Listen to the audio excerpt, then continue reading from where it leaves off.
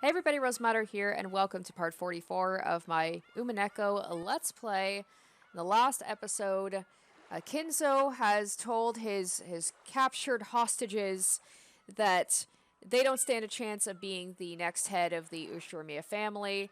So the only chance there is of continuing the bloodline is he is going to be giving the grandchildren a test to see if any of them has what it takes to be, the next head of the family. My prediction is that he is going to have the grandchildren maybe do like an all-out battle against each other.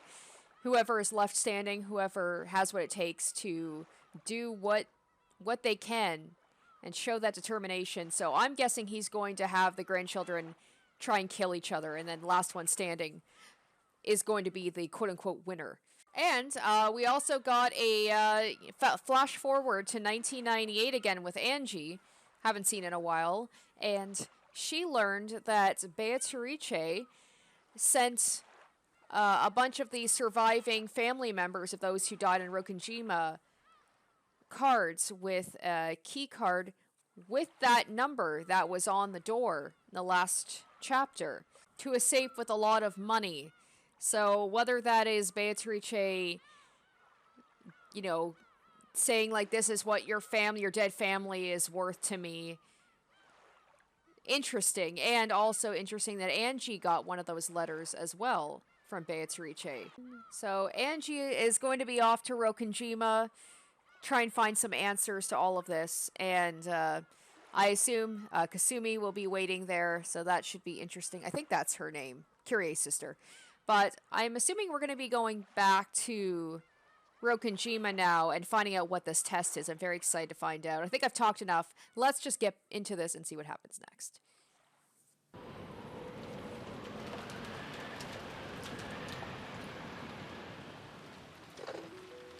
Test.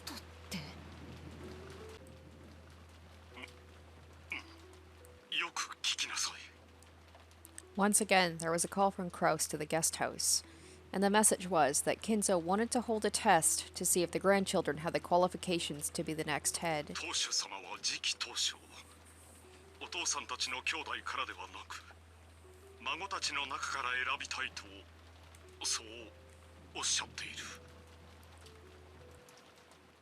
From Kraus's restrained style of speech, Jessica realized as his daughter that he was being forced to speak.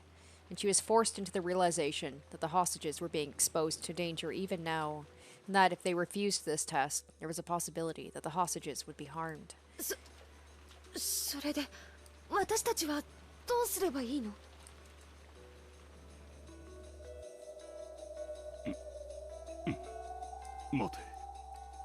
Kraus held the receiver away from his ear, then looked at the grinning Kinzo on the other side of the bars. Kinzo gave his next order. テストの前に無関係なものを排除しなくてはならない。 By removed, does he mean die or just like not be there?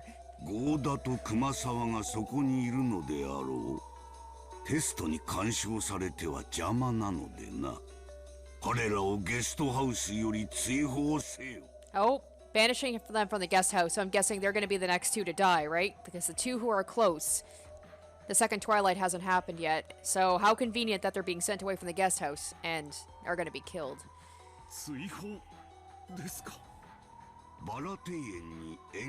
Oh no. The gardening storehouse, that's where a lot of them were found dead the first Twilight, or like the very, very first chapter. And we're going to have another locked room situation. They're going to be locked in and they're going to wind up dead. まずはそれからだ。直ちに遂行するように伝えよ。我が文具たちが監視する。疑わしい行為に及べば、テストは直ちに中止し、お前たちすべてを生贄として処刑する。わかりました。もしもしジェシカ、今から父さんの言うことをよく聞きなさい。 Kraus relayed to Jessica the orders to lock up Goda and Kumasawa. どんなテストをなさるつもりですか? 実に簡単なテストだとも。孫たちの覚悟を見せてもらうだけだ。さて、どんな結果を見せてくれるのか。I think I said I think it was the last episode, my guess is going to be maybe that, because Kinzo was saying about how whoever has to be the head has to do whatever it takes to show that they are willing. Let me say that again. That they're willing to do whatever it takes to come out on top, even if that means maybe killing each other. With displeasure, Kyrie watched Kraus, who was talking with the children. It's regrettable, but for now we can't refuse orders. In this dungeon, a feeble resistance won't amount to anything. If we provoke him too much and drive him into a position where he might kill us, there will no longer be any way to stop this murderer. For now, the only choice left is to obey his rules without agitating him, all the while waiting for a chance. However, if we continue to obediently follow his commands, the children might be attacked in the so-called test, and they might even lose their lives. Whether we feign obedience or try to resist, nothing will cause the situation to improve. Anyway, keeping our eyes peeled so we won't let a single chance escape until the very end is the only resistance possible now. While telling herself this, Kyrie watched over Kraus as he delivered Kinzo's orders. キリエさん、ここは辛抱しましょう。分かってるわ。悔しいけれど今は待つしかない。この鉄格子さえ何とかできれば私たちは屋敷へ戻ることができるんだから。なんとかここを出られれば試してみましょう。金蔵さん、頼みがある。ん？何か我が友よ。金蔵さんが子供たちを試したいというのはよくわかった。金蔵さんの納得のいくようにするといい。金蔵さんの力がなければとっくに潰れていたかもしれない後ろ宮家だ。その担い手を慎重に選びたい気持ちよくわかる。それにそのための親族会議だ。私ら邪魔はせんよ。お前の理解が得られて助かる。そうだ、これは親族会議なのだ。私が次期当主を選び決定する最後の親族会議なのだよ。それでだが金蔵さん、ここはあまりに冷えすぎる。あんたのテストの邪魔はせんから。Oh my gosh. もう少し暖かい場所に移してもらうことはできんかね。I mean, you miss 100% of the shots you don't take, but that's your big plan, Nanjo? At Nanjo's words, the slight signs that Kinzo's mood had been improving were blown away. A moment of silence struck Nanjo as Kinzo glared at him with dangerous eyes, as though evaluating him. 確かにここは冷えますね。老体にはおつらいでしょう。親方様、上の部屋に移し替えても良いのでは。それはできぬ。甘いぞ南條。お前は一手猶予を与えるような素振りで実に華麗に布石を打つではないか。その手には乗らんぞ。凍えるというなら真っ赤に焼けた石炭でも敷き詰めてやればよい。申し訳ございません。Regalia tried to help out too, but in the end, Kinzo was having none of it. I wonder what Regalia's endgame was there. Maybe she just was like, well, it doesn't really matter. They're not going to be able to do anything, so let's show them some mercy. But after, her at the end of that one chapter and how crazy she is, I'm just like, oh, I don't know. I don't know how benevolent she is. あなたたちはおとなしいのね。その気になれば、こんな鉄格子簡単に破れるでしょうに。Nice Gaap just like putting that in their head, just being like, I want you to try. You're just gonna end up dying immediately. There is no hope, but you can try. Oh, Canon and Shannon. Yeah, interesting, that whole thing in the last episode, learning that they have memories of the previous games. And they seem to be the only one who have those memories, and why is that? What makes them special? I mean, we know they're special because they're furniture, but still. 確かにここを破ったならゴールドスミスのゲームが終わることを意味する。あなたたちも、そしてゲストハウスの人間たちも即座に金蔵の儀式の生贄となるでしょうね。でも案外あなたたちだけかもしれないわよ。この状況を打開できる力を持っているのはね。黄金鏡にたどり着きたいんでしょ。叶えたい夢がいっぱいあるんでしょ。 She's like needling them, she's egging them on.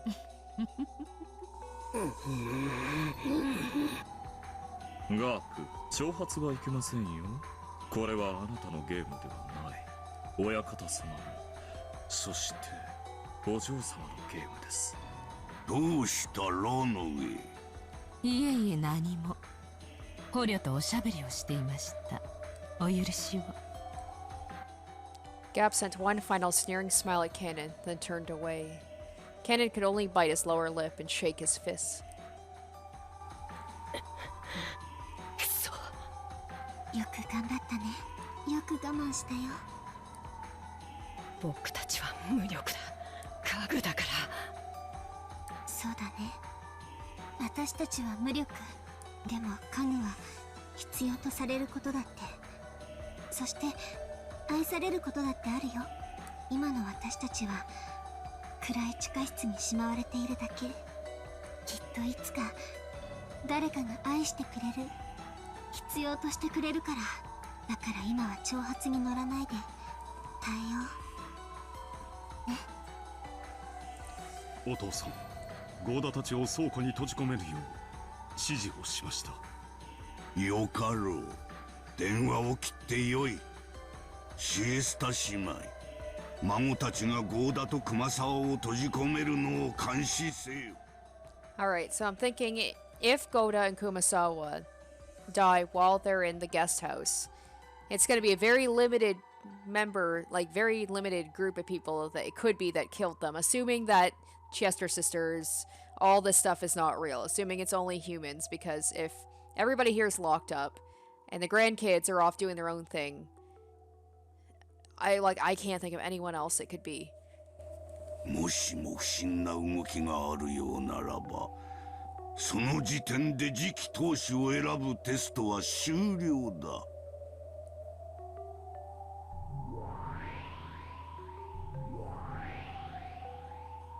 When Kinzo made his order, the Chester sisters appeared behind him in a line. 了解であります。石膏は私がやる。556と410は両翼支援。45は全周警戒。00-556はそうだった。すまない。いい子でした。 Wait, what? だから私は嫌いに。 What? I'm confused. いいやつは。何をしているかシエスタ姉妹。 Was there another sister that died? What? I'm so confused about that. 我が命令を遂行せよ。失礼しました。では、監視に向かうであります。出撃！ The Chester sisters erased their forms simultaneously. Nanjo and Carrie witnessed the instant they appeared and disappeared as if by teleportation. But they interpreted this as if they had probably moved in and out of the darkness in a way that only looked like teleportation. Okay, so here's them applying like human reasoning to supernatural things that they see. And the two could do nothing but rub their eyes. さて、私はテストの準備をしよう。ロノウェイ、ガープ、お前たちには試験官を頼む。ワルギリアはこやつらを監視するように。何しろ我が家具が2人いる。一応は警戒せよ。He glanced sharply at Shannon and Cannon. Tightly closing her eyes, Shannon gave a silent bow, answering wordlessly she would not cause any trouble. かしこまりました。 But not Cannon, though. 注意します。リーアの老体には寒くて辛くない？湯たんぽでも持ってくる？うるさいです。早く追いきなさい。ガップ。さてさて、テストとは、そして試験官とは、今回のゲームは変わった試みですね。お嬢様を楽しませる展開になると良いのですが。さあさあおいでなさい。ヤギの従者たち。I haven't seen these guys in a while.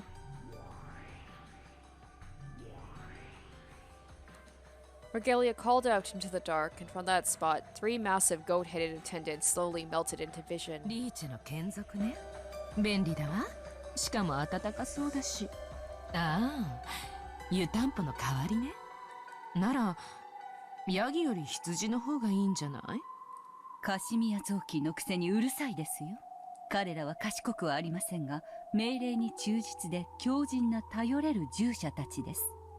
うん、任せるぞ。我が友ワルギリアよ。残りの者は私と来い。Kinzo turned with a grand swish of his cloak. Following him were Ronave and Gaap, as well as the 3 recently summoned goat attendants. あなたたちは私と残るのですよ。ついていかないように。The goats jumped in surprise and then came plodding back. Well, I guess she did say they're not very bright. Kiri, who'd been watching in disbelief as all of this played out, couldn't help but snort. Maybe Kiri's like, can I find some way to manipulate the goats somehow? They're probably not going to listen to a human, but still, they seem like they can be easily manipulated. And she's not at all surprised about, like, these goat things appearing. Like, at least the other people, they look like humans, but, like, I guess at this point, they've, like, we've lost our minds. Nothing makes sense anymore. So, sure, it makes total sense that these goat demons would appear. 愉快な部下ね。ゴールドスミス教より死後の許可は与えられていませんよ。She was probably a little embarrassed. Regalia had spoken coldly, but Kiri could see right through that, and for a little while she couldn't restrain her muffled laughter. However, on the inside, Kiri was surprised at the number of people Kinzo had with him, because including Kinzo himself, at least 10 enemies had already been spotted. The dungeon they were currently locked in was supposedly underneath the hidden mansion called Kuadorian. Although this mansion's existence had been whispered of, not even Kraus had known it for a fact until today. Were there actually several facilities like this on Rokunjima, unknown to all but Kinzo, hiding untold numbers of henchmen that only Kinzo knew of? Just how many humans are on Rokunjima, locked away by the typhoon? No, actually. Are we the only ones under the impression that there are only 18 people on the island? So there's bringing that up again about the numbers. As we bickered over whether Beatrice existed or not, and racked our brains over something as minor as a 19th person. Were we on this island the perfect example of frogs in a well? No, wait. In fact, at this point, are there actually more people on the enemy's side than on ours? 何が起こってるの？一体。魔女？悪魔？魔法？それを信じろというの？おかしいのは私の目？それとも頭なの？頭がどうにかなりそうよ。A mass murder by magic, demons forming and disappearing in thin air. More importantly than the enemy's numbers, how should we interpret the various things thrust before our eyes that cannot be explained with the common sense of this world? Kiri started to feel like she didn't know what was going on anymore. And while desperately battling the urge to abandon everything and give up, she clenched her teeth in an attempt to hold on to her sanity.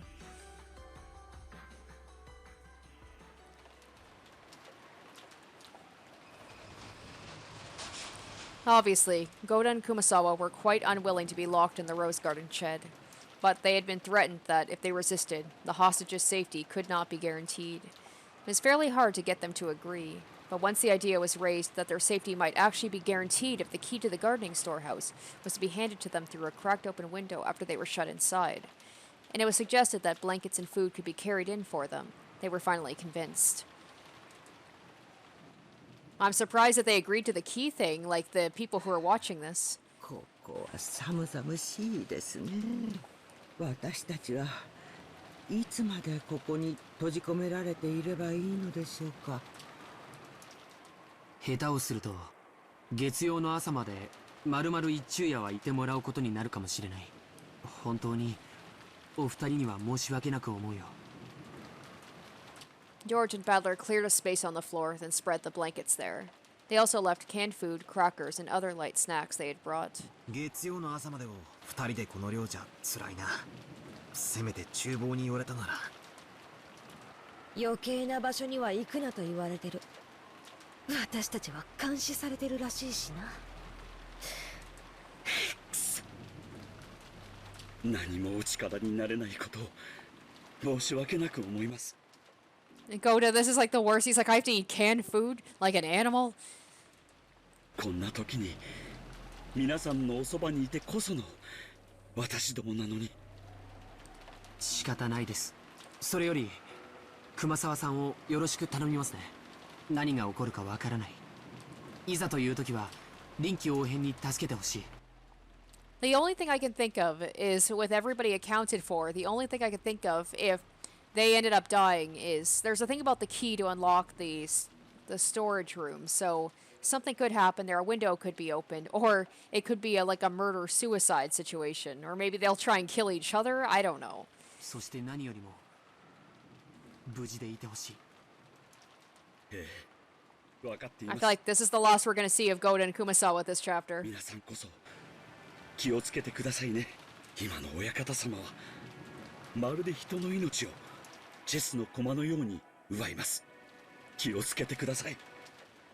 Goda stared at the floor, remembering that atrocity in the dining hall, even now unable to believe what had happened.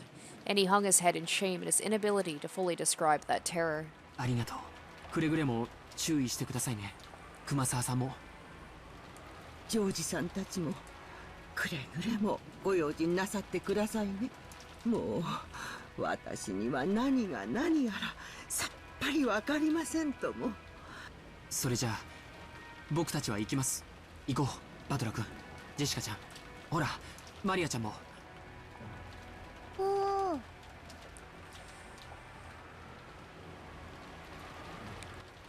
Looking at the painful expressions on the faces of the pair to be in prison, it became hard to close the shutter. But we can't disobey. We're being watched. We brought the shutter down and locked it. Then George headed to the small window on the side of the storehouse. It was a small latticed window which could only be used for light and ventilation. It looked like something from a jail, making the two of them seem even more pitiable. But on the other hand, it would protect them from Kinzo and his subordinates. Or so one would hope. So we got once a case of a locked room. The people inside have the key. And there's no windows or anything that someone could be able to get into. And they're going to die in it. And then we got to figure out how that happened. He opened the window and called out. 大丈夫ですか？寒くないですか？ええ。毛布をこんなにいただきましたからね。くるまっていればきっと平気ですよ。石油ストーブとかを持ってくればよかったな。ここじゃ換気できないからね。辛いだろうけど今は仕方がない。僕たちは人質を取られている。逆らえない。畜生。なんとかキリエさんたちを救出することができれば。聞かれてるかもしれないよ。ゴーダさん、これそのシャッターの鍵です。George threw the key in through the tiny window. 確かにお預かりします。 Goda took the key and after showing it to Kumasawa, placed it in his own pocket. There was only one key to the guarding shed shutter. That was being held by the two who are locked up inside the... Like, we know what's going to happen. They're taking great pains to describe how it would be impossible for someone to come in and kill them, but it's going to happen. If the children had held onto it, then if it was stolen from them by some chance, that would risk exposing the lives of those in the shed to danger.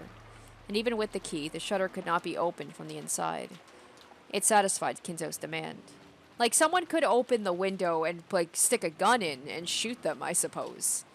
However, there was no longer any way to open the shed from the outside either. This would protect them. No, it won't. Kinzo had ordered they be confined, and we could do nothing but trust that this cold, locked room would protect them.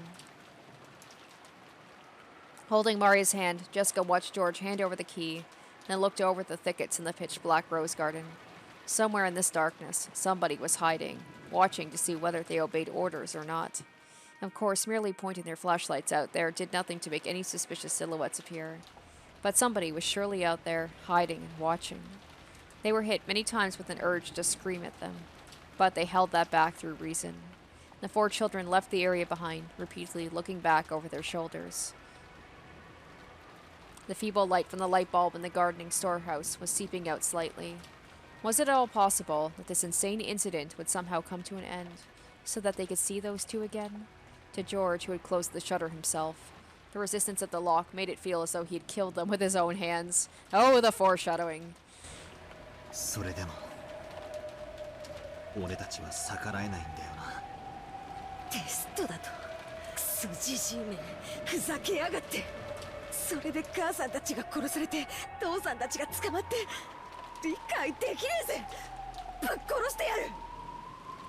大丈夫だよ、ジェシカお姉ちゃん。悲しくなんかないよ。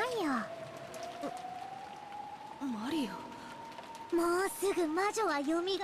There she goes. すぐに黄金鏡で会えるよ。あいて。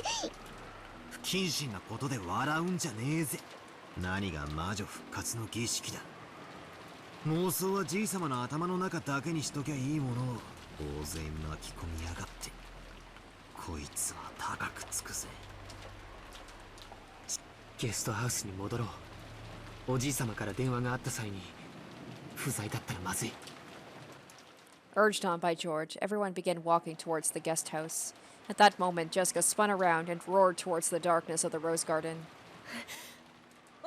Well, I guess that urge didn't last very long, but they're all like, reasoning tells us we shouldn't yell at these people. And of course Jessica's gonna do it.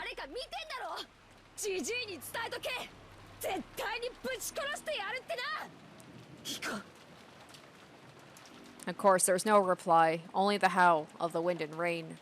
The children returned to the guest house, in fear of what would be waiting for them when they got back.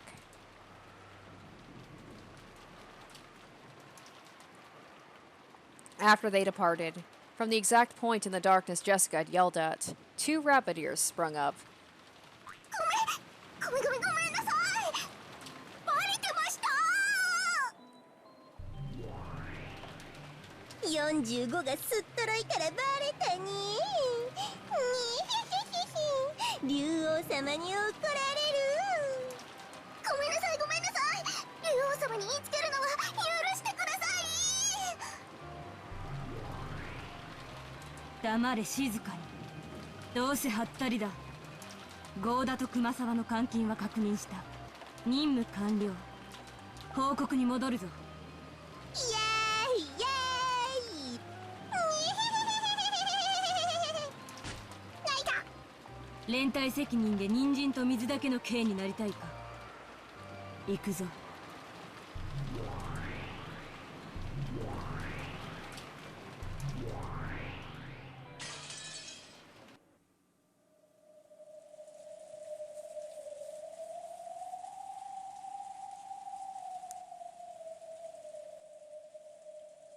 It certainly seemed to be a fact that they were being watched. Because once they returned to the cousins' room, turned the lights on, and lay down on their beds, the phone rang again. Up until now, Jessica had been answering the phone, seeing as it was her house. But now it was George, as the eldest, who picked it up. This time, Kyrie-san was on the other end of the phone. George handed it to Badler out of consideration. もしもし、キリエさんか。そっちは大丈夫なのか。心配をありがとう。今のところは快適よ。ごめんなさい。死後は慎めと命令されてる。今から伝えることをよく聞いて。The fact they were still hostages hadn't changed, and Kinzo, or one of his subordinates, was probably listening to this conversation. Badler restrained the urge to talk about other things and focused on what Kyrie had to say. テストはジェシカちゃん、ジョージ君、バトラ君、そしてマリアちゃんの順で行われるそうよ。順番に呼び出すから、それまでその部屋を出ないこと。呼び出された者は一人で指定された場所に向かうこと。Badler repeated it out loud so his cousins would also understand. ジェシカ、兄貴、俺、マリアの順で呼び出しがあるまで部屋にいろ。だな、わかった。マリアもなのかよ。9歳の子にまで。クソジジイは何を強いる気なんだ。後ろ宮家の命運はあなたたちに握られてるわ。頑張って。ああ。Badler noticed a strange nuance in Kyrie's words. Even without any blood connection, he could still understand thanks to the long-lasting bond they shared. Now it was not the time to worry about the future of the Ushiromiya family. That wasn't the message Kyrie wanted to send. She probably meant, there is no way for us to escape from this dungeon, and we can only wait to be rescued. Our lives are in your hands. Something like that. ああ、任せてくれ。どんなテストか知らねえが上等だぜ。受けて立ってやら。本気のテストなんだよな。マジにやっちまっていいんだよな。ええ、本気のテストよ。おじい様も本気で試すつもりで。 It's like they've got some secret talk going on there. ダメだな。全然ダメだぜ。 No, I haven't heard Badler say that in a while. 死にかけの老いぼれが俺と本気？寝言は棺に入ってから言いやがれ。そこにいるジジイに言っとけ。次期当主は俺だ。その最初の仕事はてめえの面に鉄拳ぶち込んでやることだってな。 Even without Curie having to repeat it, Badler's powerful declaration of war reached Kinzo's ears. Kinzo's like, good start, I like this kid. バトラ、それは実に楽しみであるぞ。一度は後ろ宮の名を捨てた男が何を身につけ、何の境地に至って我が前に現れるというのか楽しみにしている。そう伝えよ。 Unfortunately, Kinzo's voice was not picked up by the receiver, so Kyrie spoke for him. 大いに上等だそうよ。いい？バトラ君。手加減は不要よ。あなたはルドルフさんの息子。いいえ、私の息子よ。誰に自慢しても恥ずかしくないところを私にも見せてちょうだい。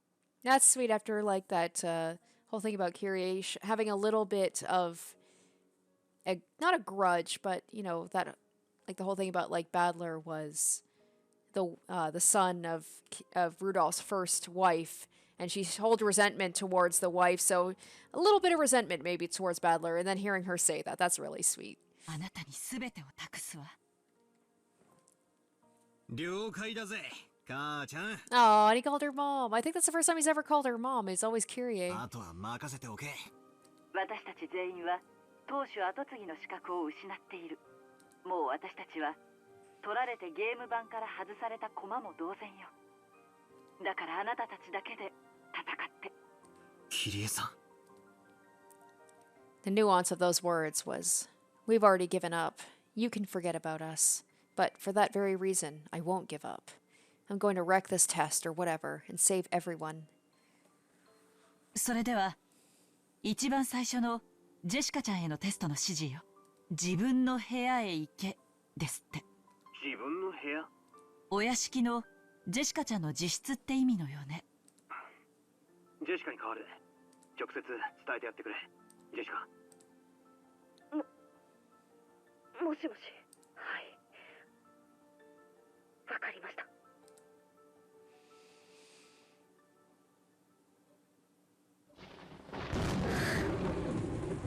私からか。もう覚悟決めたぜ。行ってくるぜ。 In actuality, Jessica was probably feeling the fear of a girl her age, but she buried those feelings and strengthened her resolve. 用心してね。私たちは監視されてんだろ。余計なこともできない。言いなりになるしかないさ。食堂でジジイは何のためらいもなく瞬く間に6人を殺したという。それは俺たちに対しても同じかもな。分かってる。返り討ちにしてやるぜ。無茶はダメだよ。危険だと思ったら自分を最優先にして。クラウスおじさんが自分のために娘が犠牲になったことを知ったら胸が張り裂けてしまうに違いないから。逆も同じだぜ。父さんと母さんが殺されて私だけが生き残ったら私の胸だって張り裂けるぜ。George is like, hello, I lost both my parents, but thank you. Thank you for saying that. Yeah, you gotta pick your words better, Jessica. バトラ君、さっきの話は本当だよね。ああ、キリエさんたちはもう覚悟を決めている。ならなおのこと上等だぜ。みんなの命は私たちの双剣にかかってるってことだ。人質みんなは囚われの身で何もできない。なら私たちが何とかするしかねえんだぜ。もし何かあったらゲストハウスに逃げ戻って。その時点で僕たちがおじい様のゲームに付き合うのは終了だ。兄貴。その時点で僕たちは宣戦布告。どこかに閉じ込められている彼らを救い出し、おじい様には叱るべき処遇を与える。いいのか兄貴。シャノンちゃんもいるんだろ。だからといって僕は座して婚約者が殺されるのを待ちはしないよ。僕が恐ろしいのは、おじい様にシャノンが殺されるかもしれないことに、僕の婚約者に恐怖を味わわせたクソじじいよ。Oh, look at that face. George has never had that face before. なるほどな。Oh, Jessica, that's a pretty scary face too. 確かにこいつは次期当主が誰かを決めるってテストらしいぜ。だな、クソじじいの顔面に一番最初に拳をお見舞いしたやつが。George, Badler, and Jessica each forcefully nodded their heads and put their fists together. I love these guys. They're just such good cousins. They have such good relationships. And then Mario's like, what about me? Then Jessica headed off to her own room, as designated.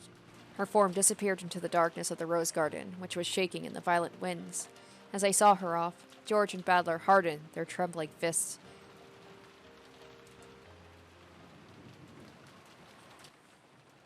Jessica's back was watched through the window by Maria, who had remained upstairs. Oh, that's why. She's gonna say something creepy right now, isn't she?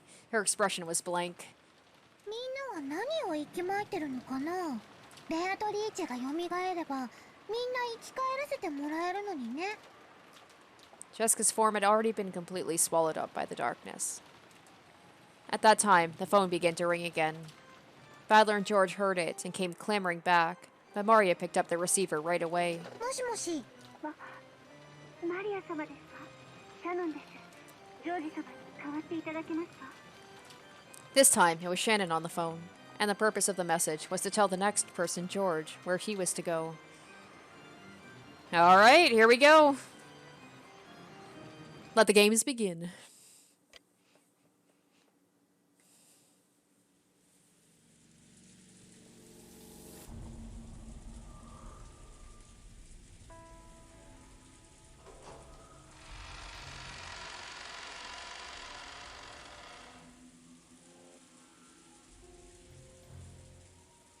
It goes without saying, but since the time she was born, Jessica was raised in this mansion. The Western-style house that the cousin simply called the mansion was her home, and yet she had never understood her cousin's feelings as much as she did today.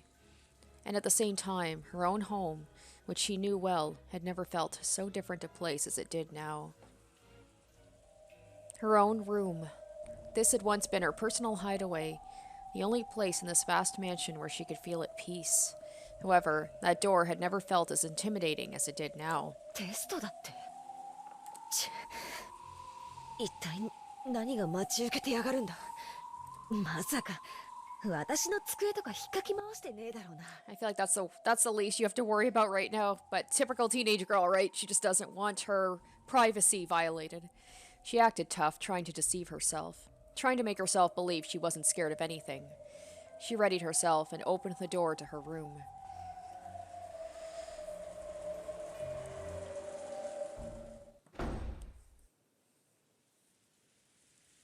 Oh, okay. Nothing so far out of...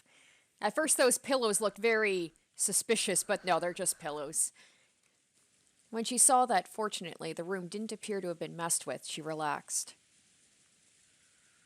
No one was there, of course. There was no one for anyone to hide here. Right away, Jessica locked the door behind her. Now the room was safe. Oh, Jessica, if only you knew that locked rooms are actually the most dangerous rooms in this game. She peeked under the bed and in the closet, but of course no one was hiding. なんだってんだ。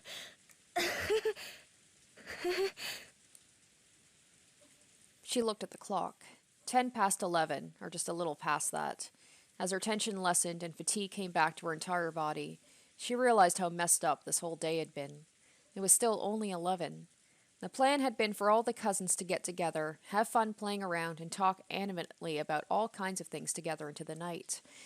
Normally, we would have been doing that kind of thing at this very moment. Why has that turned into this? 全部あのクソじじいのせいだ。よくも母さんをみんなを。 Her head was swimming with anger and sadness, but there was no one here to direct those emotions at. Because of the lock, this room's security was guaranteed. Remembering that one more time, Jessica somehow regained her calm. If it keeps up like this and nothing happens, Jessica thought she'd like to go to the dining hall and see her mother's last face, even though Goda had emphasized so strongly it was gruesome and that she definitely shouldn't look at it. Even so, she wanted to see her mother's face one final time. But they had been warned repeatedly that doing anything stupid would put the hostages in danger. Could it be locking the door was also against the rules? If I close myself up in here, I alone might be saved. But if I don't open it, it will surely be against the rules, and Dad, Kennen-kun, Shannon, Auntie Kyrie, and Dr. Nanjo will be killed. There's no way the scales balance between 5 lives and my own 1 life. Jessica tightly shut her eyes, resisting the other part of herself which said, "Isn't it all right as long as I survive?" Headed to the door and made to unlock it. And then something's going to come through just then. Clap, clap, clap. A crisp audience rang out, making Jessica's heart leap. 鍵をかけたままならルール違反ということになり、人質たちにも危害が及ぶかもしれません。 So he just appeared in the room. しかしそれでも自分の命だけはしかしあなたはその誘惑に耐え自ら鍵を開けようとした。 Would this be exactly what Kinzo wouldn't want? Kinzo wants people who are willing to do whatever it takes to, I guess, save themselves. So maybe this is going to work against her. そのあなたの勇気は称賛に値しますよ。 Oh, right. Yeah, she hasn't met him yet, has she? It's only the hostages. I, the owner of this room, had searched to make sure there was nowhere any human could have been hiding. Where had this man? There was nowhere for a human to hide. But could something that wasn't human have managed it? I was pretty sure this was my first meeting with this largely built, middle-aged man. I did not recognize this guy, who looked like a butler and bore the seal of the one-winged eagle. はじめまして、ジェシカ様。私は親方様より家具頭を任されております。72柱の27位、ロの上と申します。ロのケンジさん。ああ、Genji. Whoa. Okay. Oh, like his little brother. So Genji's mentioned Ronove before. あるいはこの世界における What? 私の正しい姿だったのかもしれません。 Is Ronove like a younger version of what Genji used to be? Whoa. より白だった。 Whoa. と言っても良いでしょうね。 Okay, this is the first I've heard of this. 何を言ってんだ。 The fact that she sees this guy and immediately she thinks of Genji. おっと、これは失礼しました。人間には話しても理解できぬ話。それでは本題に移りましょう。クソジジイの言うテストとかいうやつだな。さようでございます。こちらが親方様がジェシカ様に賜れましたテストでございます。 At Ronove's elegant gesture, that like of a butler ordering for the first meal to be set out, many gold butterflies flew up out of nowhere.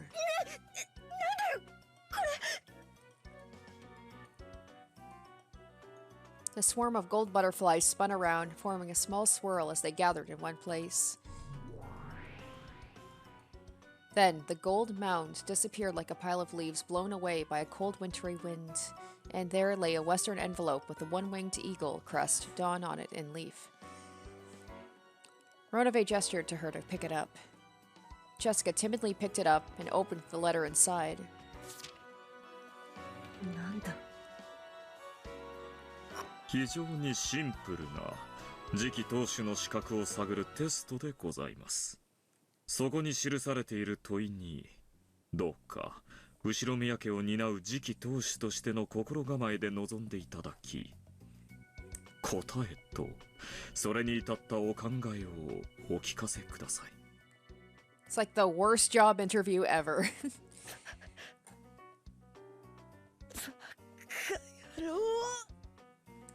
Shaking, Jessica looked back and forth between the paper and Ronove's face several times. Ooh, so I'm guessing they're all going to be getting the same question. And whoever has the best answer, well, if anyone has an answer that is deemed acceptable.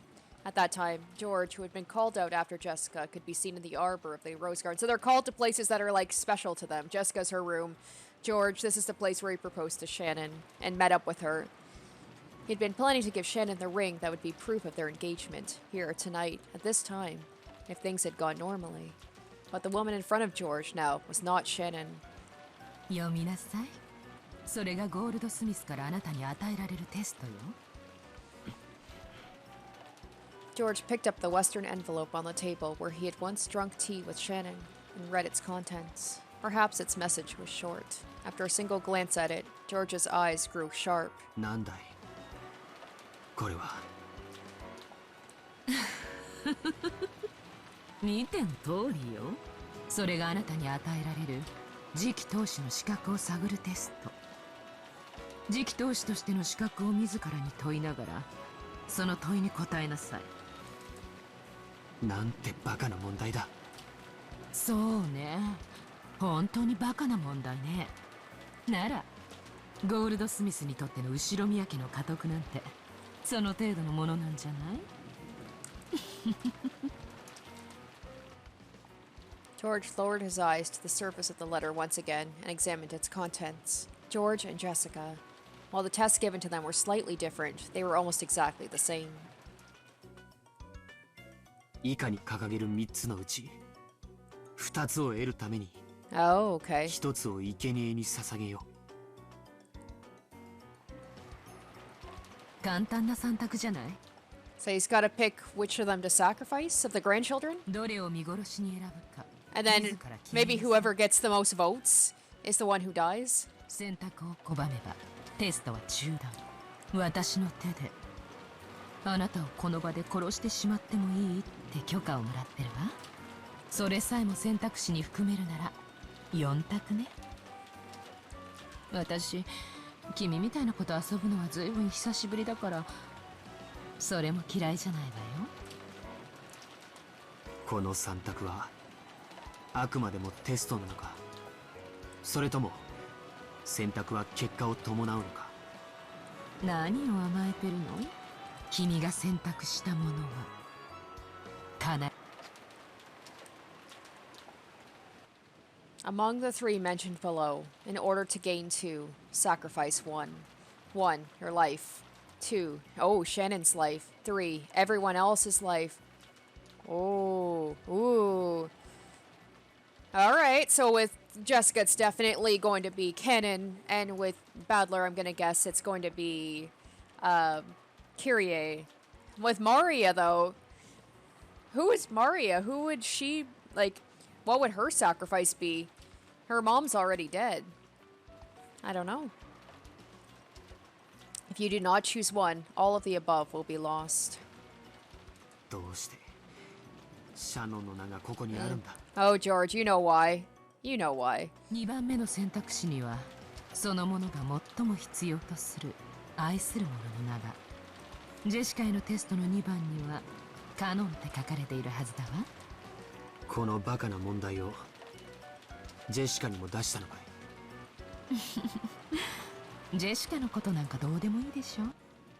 Is this like I may get this wrong, is this like a prisoner's dilemma thing? Because if one person chooses sacrifice everybody else's life, well, that's it for everybody else. So it's like they all have to hope that one person doesn't choose sacrifice everyone else's life. 今、試されているのは、実に簡単な3択だわ。他の2つのために、どれを捨てられるかということよ。簡単でしょ？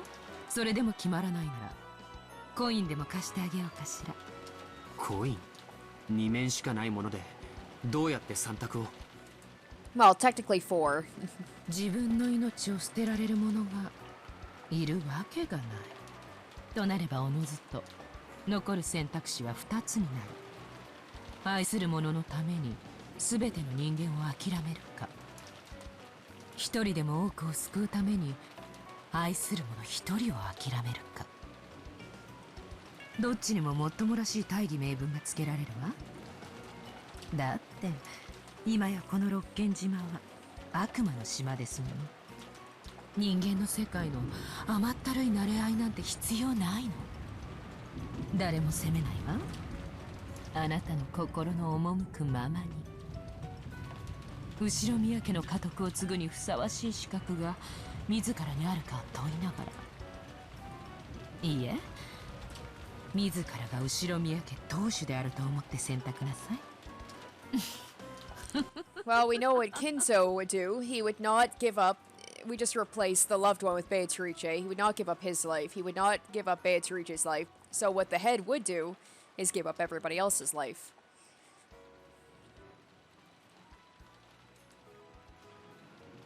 Is there a time limit to when they have to make a choice? Because like I said, if one person chooses to sacrifice everybody, well, it's all over. Jessica crumpled the letter up and threw it on the floor. お怒りはごもっともと思いますよ。私も非常にお気の毒で、それでいて実に滑稽な出題だと思います。自分から死にたいと願う人間なんているもんか。そして愛する人の命を見捨てて生き残りたいと思う人間なんているもんか。そして自分たちだけ良ければ他の人間すべてを見殺しにできる人間なんているもんか。いいえ、ジェシカ様、いても良いのでございますよ。ここは六軒島、悪魔の島。今や人間の世界から完全に切り取られ、 Alright.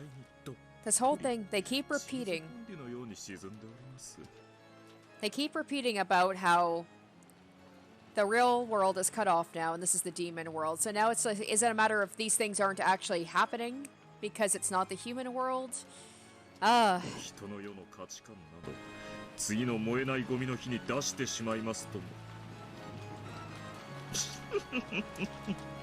ですからどうかジェシカ様が心より欲するものを順にお選びください。その結果残ったものがこの狂った今宵にふさわしきジェシカ様の回答となりましょう。ふざけるな。こんなのどれも選べるものかよ。いずれも選ばねば上記のすべてを失うも立派な第四の選択肢でございます。それを選ばれるのもまた一興でございましょう。ただそれを選び結局自らの命を落とされるなら潔く一番の自分の命を選び他の二つを救われた方が賢明かと思います。 I feel like in this case, Mario would probably have the best chance of being the head because I don't see her putting as much thought into this. I don't think she would worry too much about the human values as much as they do. Maybe because she's young, maybe because she just doesn't have the same values, but so children tend to be a little bit more selfish. Like they don't think about the overarching consequences of their actions.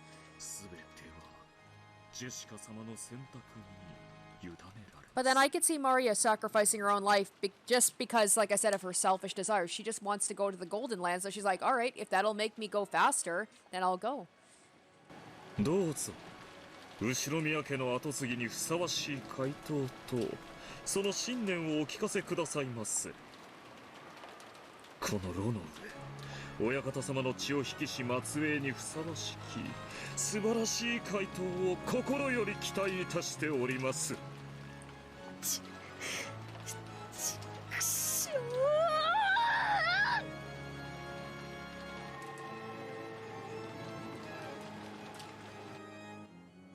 That scene was being observed through a magic crystal ball being held by Kinzo.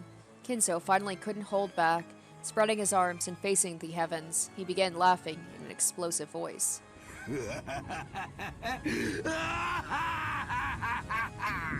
何を迷うか愚かなる孫たちよ、我が末裔たちよ。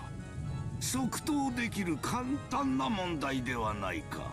朝のトーストにバターを塗るかジャムを塗るかより迷わぬ選択であるというのに。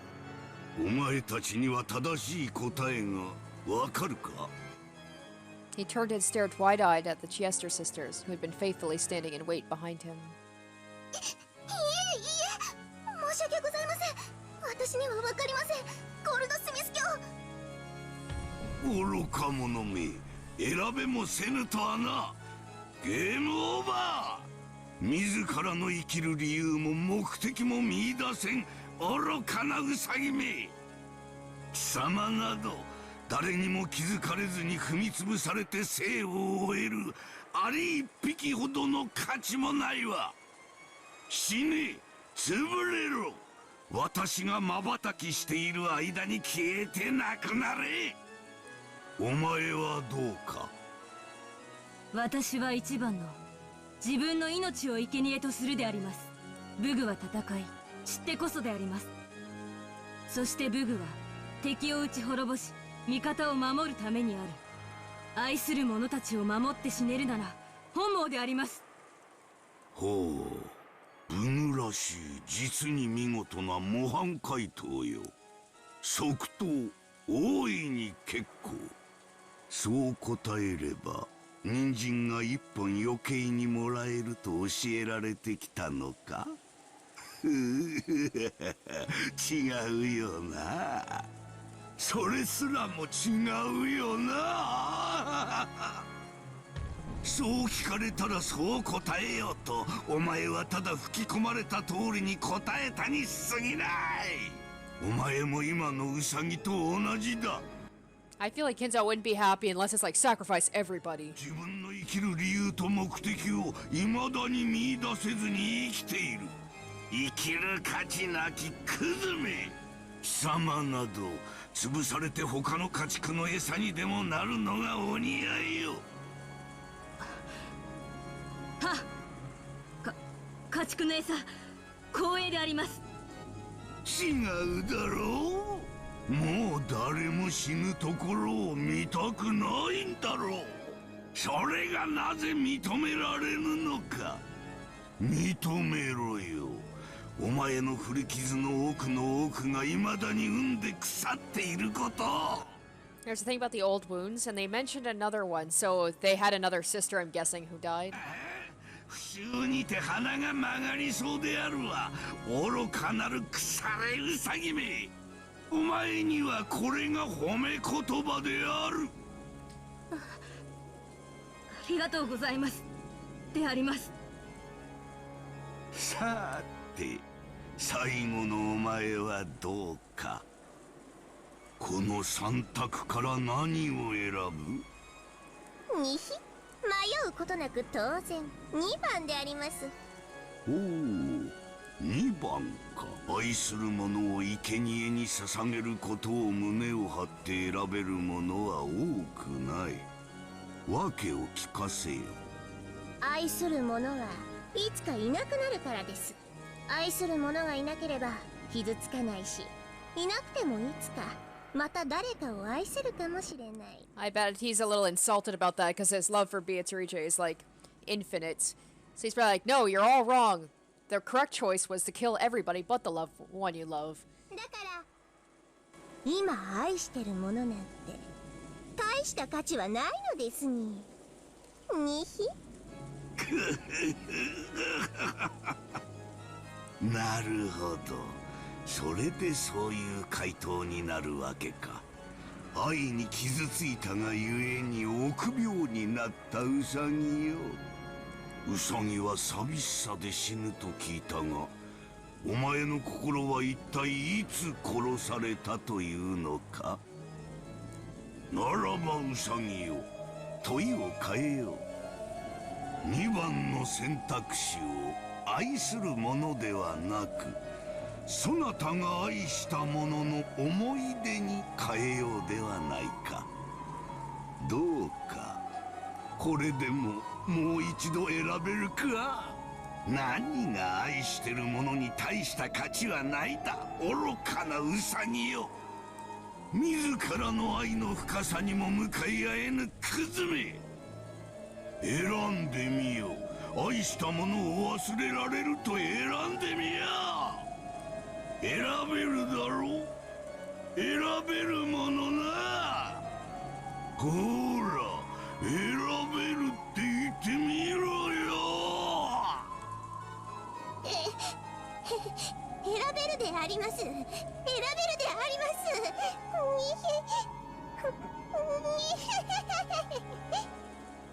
ゴールドスミス卿、それくらいでどうかかお許しを。 Well, get a little bit of backstory into these furniture. Don't see that a lot. もうよいわ、クズウサギどもめ。お前たちはワルギリアのところへ行き、地下牢の見張りを手伝うのだ。消えよ。 She asked her sisters, their old emotional wounds gouged, disappeared as though running away. After that, even though no one was left to hear him, Kinzo continued talking as though continuing a play. と、このように愉快なテストなわけだ。実のところを言えば、これが正解という選択肢はない。むしろ、どの答えであろうとも、よどみなく、素早く、そして確固たる信念と揺るがぬ強き自らの意志で選べるかどうか。 Like I said, I feel like that only one is going to be Maria. その理由と意志の方が重要なのだ。 But then that's kind of a catch-22. If Maria chooses to sacrifice her life, well, then she won't be the head because she'll be dead. 私はそれを知りたいのだよ。ああ、我が末裔たちよ。お前たちはどのような答えを見せてくれるのか、実に楽しみだ。ん？私か？ああ、もちろん同じ問いを突きつけられたことがあったとも。その悪魔の問いに見事答えたからこそ、私は黄金と名誉とあの魔女を我が物とすることができたのだよ。 Alright, so interesting. So this question's been asked of him, and that's why he got everything. 私が選んだ答えはどれか言うまでもないよな。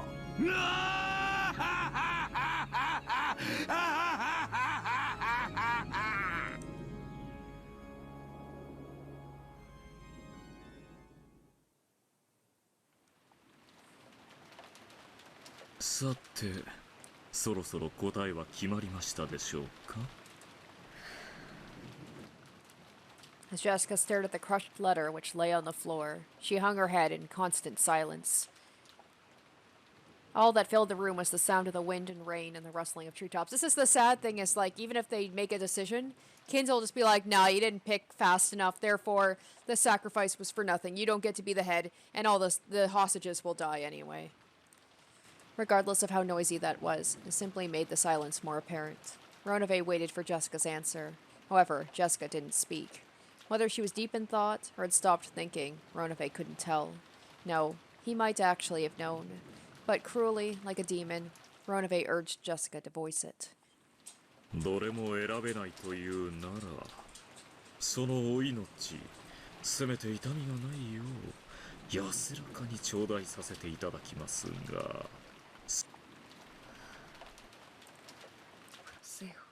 Kill me.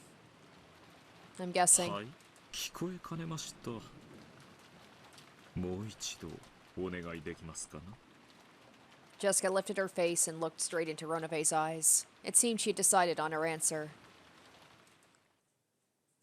殺せよ。 Jessica said it one more time, clearly. Perhaps Ronove had imagined from the very beginning that this would be the answer. Without any surprise, he smiled lightly and nodded. Oh, maybe George and Jessica will both make the same choice, so they will be the two who die. They're not physically close, but they're a family. They're close, emotionally. ジェシカ様なら、そのお答えを選ぶと思っておりました。さて、このテストは、どの選択肢が正解、不正解というものではありません。重要なのは、どのような考えを経て、その答えに至ったか。と、さあ、ジェシカ様の、そして次期当主としての心構えを持って、それをお答えください。Well, she's already failed, I feel like. The head wouldn't kill themselves. 別に死にたくて1番目を選んだわけじゃないさ。2番のカノン君を死なせること、こんなのもちろん論外だから除外。3番のその他みんなの命、こんなのももちろん論外だから除外。そしたら1番目の選択肢しか残らなかった。消去法ですか。積極的にお選びになったわけではない。 He's like, tisk tisk, disappointing. After chuckling slightly, Ronove dropped his gaze. A human couldn't even imagine what kind of answer a demon would have been hoping for. All she could understand that this was apparently slightly below Ronove's expectations. 悪くはありませんが、良くもない回答です。60点というところでしょうか。少し失望しましたよ。自信を持って選べみたいなこと言っておいて、そうしてやったら失望とは自分勝手な野郎だぜ。消去法というだけではないようですね。いずれにせよ落第点ですが、もう少しお考えがあるようだ。伺いましょう。死にたくないさ。だから一番なんて誰だって選びたくない。人は幸せに生きたくて生の限りをあがいてるんだぜ。だから本当はまず一番目なんてありえないはずなんだ。しかしあなたは一番目の選択肢、自分の命を捨てることを選んだ。その選択肢しか残らなかった。一応それぞれの選択肢を選んだ後の未来のことを考えてみたぜ。 He's saying she couldn't live with the guilt of letting either her loved one die or her family die. So she's like, what is that life if it's not, I can't be happy after that. So what is life even worth living? ほう、いかがでしたか？まずカノン君を死なせてみた。私は自分の大好きな人を見捨ててまで生きる残りの生涯を想像してみた。それはどんな生涯でしたか？生きるにも値しない最低の女だった。いつまでも自らの選択を悔やみ、ただ後悔だけのために生きる。大好きな人を見捨てて生きることを選んだ最低の女なんて私には許せない。私が自ら引導を渡してやる。勇ましい。では3番目の選択肢も考えられたのでは？あ、私とカノン君以外の全員を死なせても見た。カノン君はそんな私を好きになるはずはない。そして私もまた、いくらカノン君がいてもそのために見捨てた大勢の命が生涯十字架となってのしかかってきた。そしてその十字架はカノン君にまでのしかかった。私はカノン君に十字架を背負わせるために愚かな選択肢を選んだりはしない。もしそんなことをする私がいたなら、私はその未来の私を許さない。その女にも私が引導を渡してやる。 Jessica had pictured it in her mind. The future her, beyond each of the three choices. There were three Jessicas. Of the three, two had regrets. Only one could hold her head high and smile at Kennen. 私さ、生意気にもカノン君に説教をしたことがあるぜ。自分の人生を思い切り生きてみろみたいなことを。自分の人生を思い切り生きる。味わいある言葉ですね。それは意外にとても難しいものです。だからさ、私が胸を張ってカノン君に見せなきゃならないんだよ。胸を張ってお天道様を真正面から見て、思い切り笑顔でいられる生き方ってやつを。あなたの自己犠牲をカノンは受け入れられるでしょうか？あなたの身勝手な選択が余計に彼を傷つけてしまうことには思いが至りませんか？だから伝言を頼みたい。ほう、お聞きはしますが、何しろ私は悪魔です。約束は守らないかもしれませんよ。守って約束。 Jessica spoke that, looking quite unconcerned. She had asked the demon who was about to take her life to pass on a message, and she wasn't thinking for a moment that she would be betrayed. Have that extremely innocent smile. Ronove closed his eyes lightly and shrugged his shoulders. いいでしょう。それで彼に何と伝えればよろしいですか? Oh, they're not gonna. Oh. 思いっきりの人生を。Oh, he's listening to this the whole time? ちょっと違う。カノン君のじゃない。本当の名前は未だに教えてもらえないけど、本当のカノン君の人生を思いっきり生きて、そう伝えて。お嬢様。ジェシカ。Oh, this is so sad. So sad they have to hear this. 炉の上は気まぐれですから、伝言をしなかった可能性もありました。幸運でしたね。私がこの光景を見せていて。Why is Vergilia being so nice? I still don't know what to think of her. Well, at the same time, it's sweet, but at the same time, it's kind of heartbreaking. But to have her father and her loved one see her last moments. A musty three-sided mirror was set beyond the bars, and the scene with Jessica was reflected on it. On the next mirror, the scene with George was reflected the same way. I'm guessing he made the same choice. None of them questioned how a three-sided mirror had appeared from a group of butterflies, or why Jessica and George were reflected on it, because the reflected sights themselves were more important.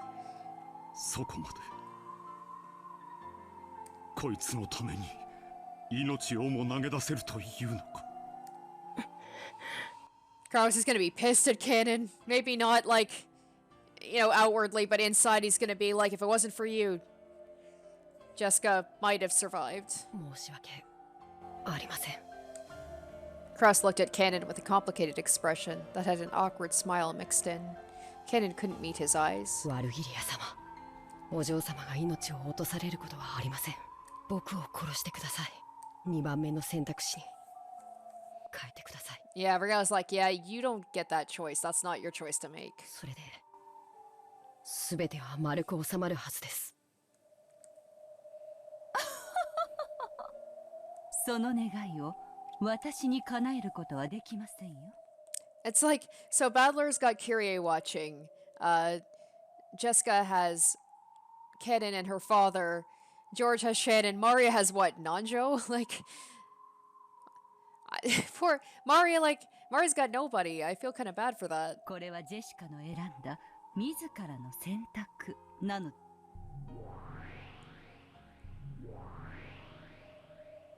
Suddenly the air split and the Chester sisters appeared, flying into Vergilia's chest.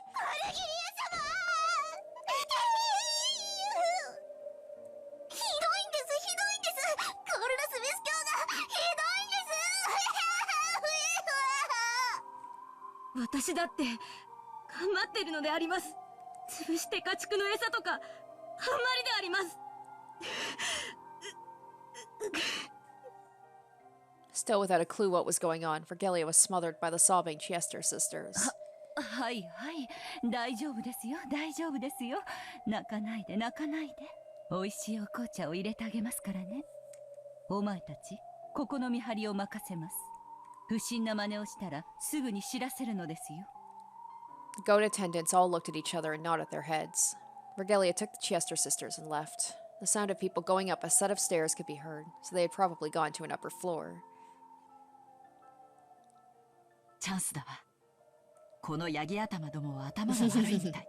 うまく騙せないかしら。 Kyrie realized an opportunity had arrived, but she still hadn't thought of a way to break the metal bars. Then the Jessica reflected on the three-sided mirror, closed her eyes, as though she had given up. The way she had both hands stuck into her pockets, wanting to be defiant until the very end, might have been her own kind of aesthetics. 私の言い分は以上だ。殺せよ。わかりました。それでは。 Oh, Jessica. You're brave to the end, girl. ご安心を。あなたへの死は、どんな眠りよりも優しく、慈悲深いものにいたします。 Ronove raised his palm as he slowly approached Jessica. くそー！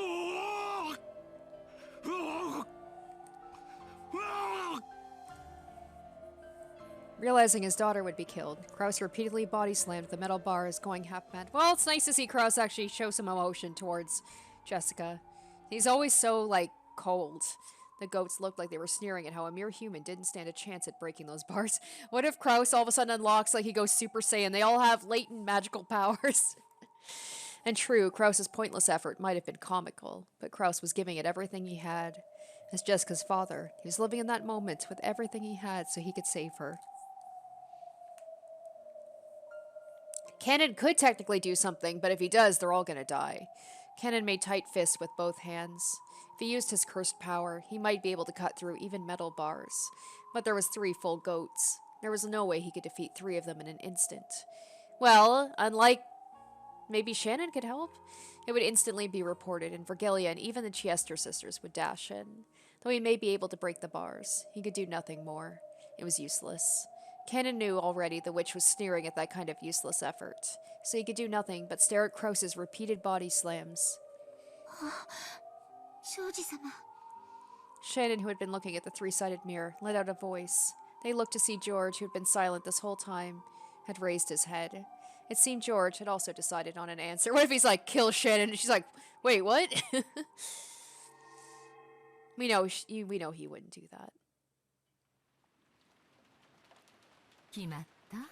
Well, it'd be shocking if George was like, kill everybody. But you know George is going to sacrifice himself. He's just that kind of guy. ああ、決まったよ。それは揺るぎない答え？ああ、揺るぎないね。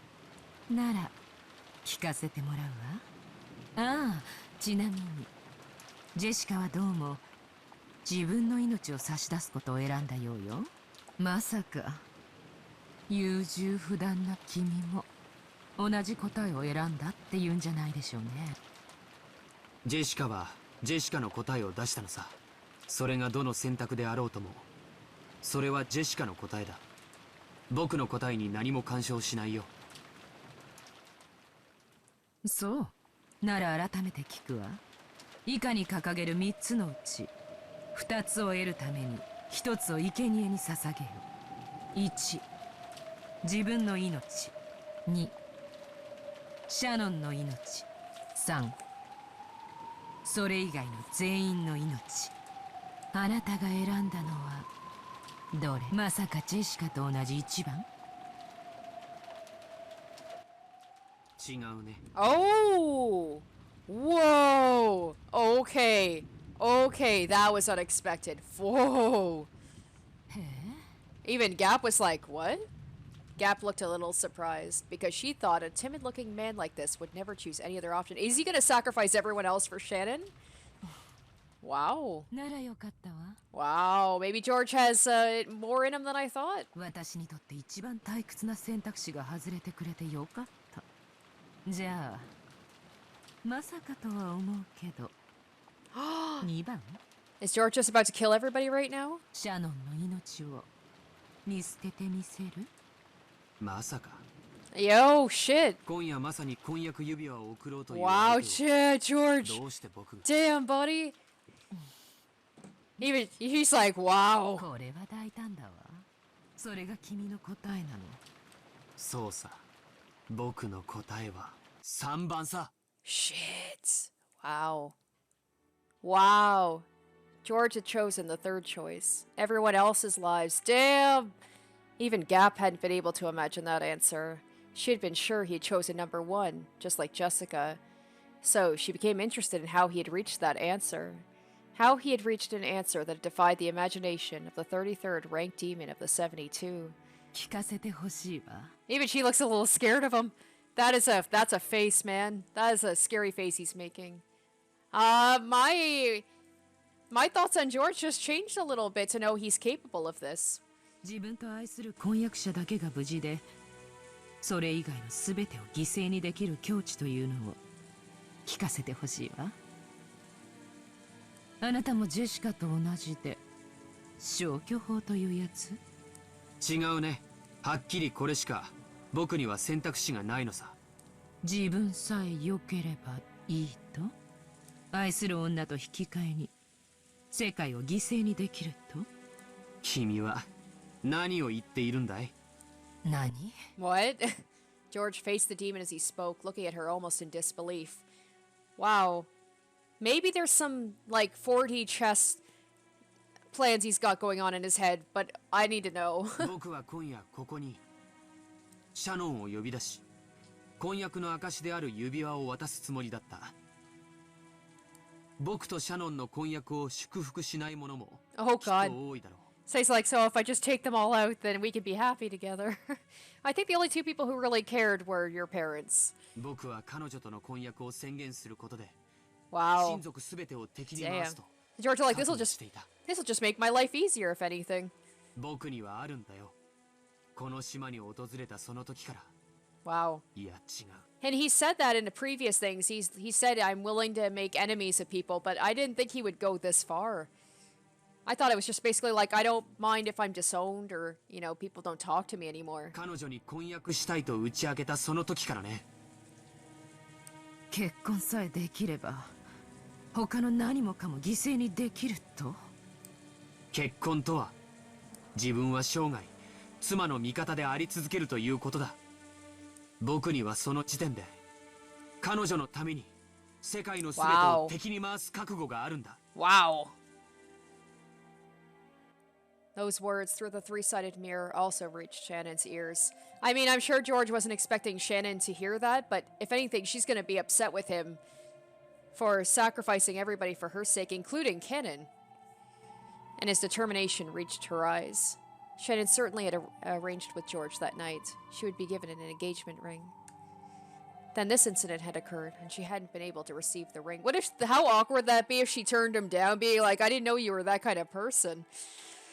But now, even though it wasn't in form of a ring, Shannon had received something even greater. And as proof of that, a single tear with the same sparkle as a diamond dripped down. This is quite awkward. What if Ronove comes to Battler, like, good news, you don't have to do the test. Bad news, you don't have to do the test. なるほど。よく考えたら、君にこれは気楽な選択肢だわ。So is this going to end like this? George is going to be the only one remaining? And he's going to be the head instead of Ava? だって、君の両親は第一の晩にすでに殺されちゃってるんだもんね。今さら君にとって死んで困る人間は誰もいない。なるほどね。これは簡単な選択だったわ。何とでも言うがいい。これが僕の、そして僕の次期当主としての覚悟と選択だ。The sparkle in George's eyes was brilliant and sharp. For just an instant, Gaap felt the same sense of intimidation that Kinzo exuded and was slightly overpowered. I didn't think it was going to be George. I thought Battler was going to be the one who was going to be like... I'm not saying he would sacrifice everybody, but he was the one that was kind of... the defiant one, the one who was, had that same spirit. なるほど。ゴールドスミスと同じ答え。君もあどけなさそうな顔して。将来はとんだ悪魔になるわけね。なんだ。私たちとてもうまくやれそうじゃない。君がゴールドスミスの後を継ぐ。そしてやがては私は召喚され、君に仕えることもあるかもしれない。それも案外。So, I mean, where are we to go from here if George kills everybody? So that kind of sucks. Like, if someone picks that, then the other people don't, like Mari and Battler don't even get a chance. And then again, it would be kind of hard to top George at this point. Gaap needed to change her opinion of George. Yeah, me too. Me too. This man bore determination and resolve unimaginable from his outward appearance, and had not adopted that just now, but had possessed it since the very beginning. I like that they flipped the expectations on us with George, both like with his physical appearance and how he's been so far. Never would have expected that from him. 僕には今すぐ当主を継承する覚悟がある。いや違うね。君はこのテストを当主として考えろと言った。だから僕は自分が当主であると前提して答えたんだ。いや、それすら違う。当主そのものとして考えた。僕は今後ろ宮家の当主なんだ。 Well, at least Ava can look down from wherever she is and be proud.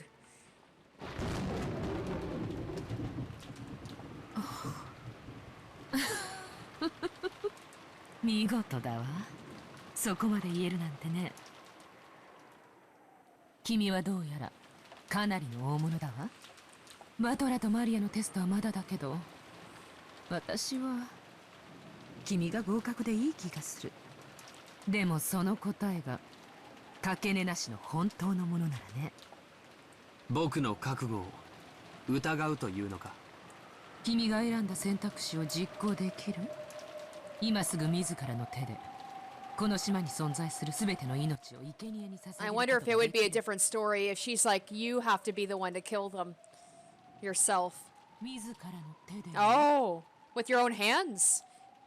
Really? Wow, I literally just said that. I wasn't expecting that to be the case. I thought it was going to be like a snap, like a Thanos snap, and they were all going to die, you know? できるね。 Wow. Whoa, I don't like that face. I don't like that. その覚悟はあると。 I don't 僕は like... 何度も言っている。 I don't like this, George. I don't like him.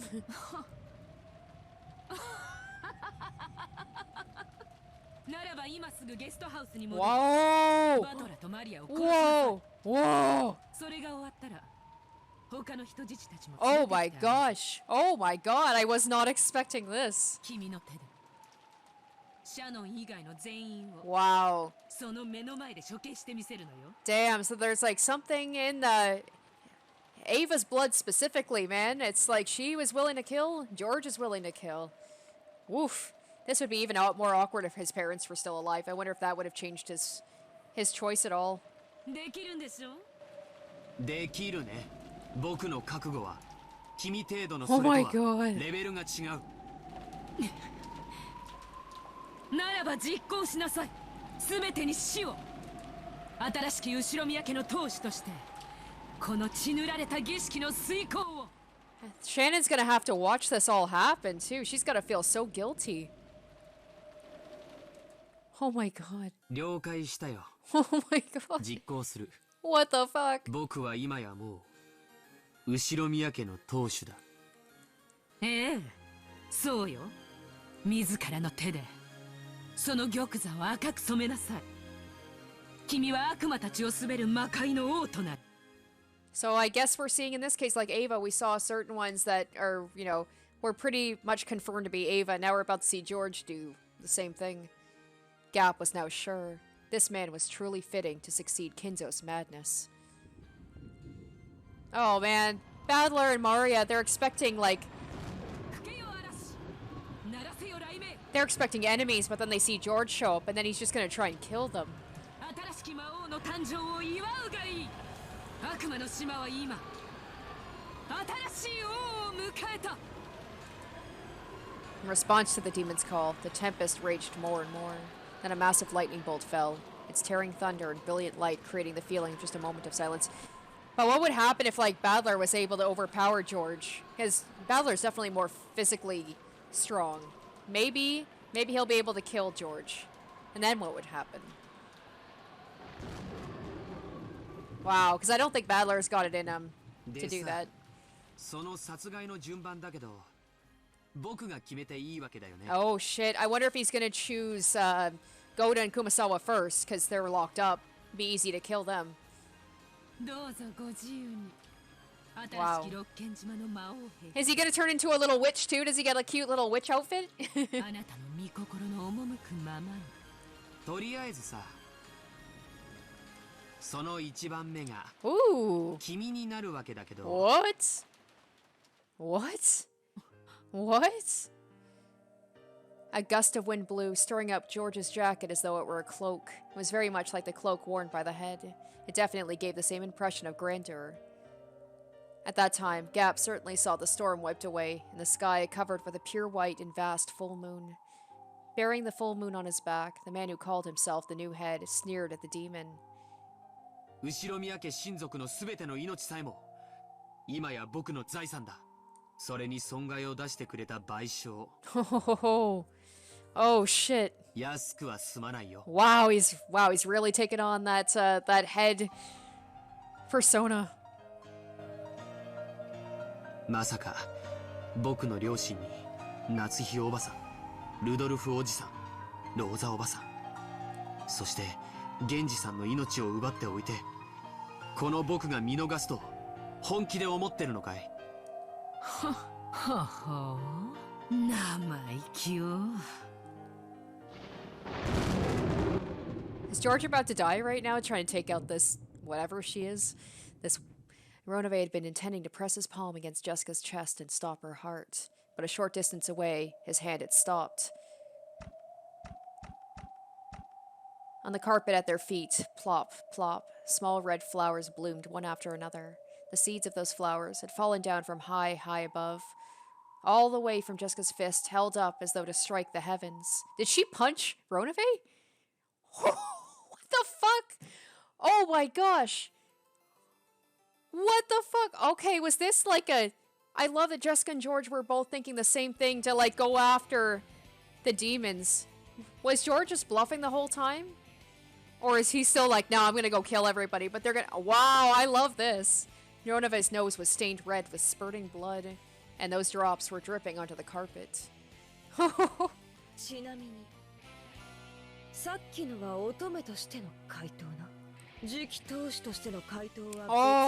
my god.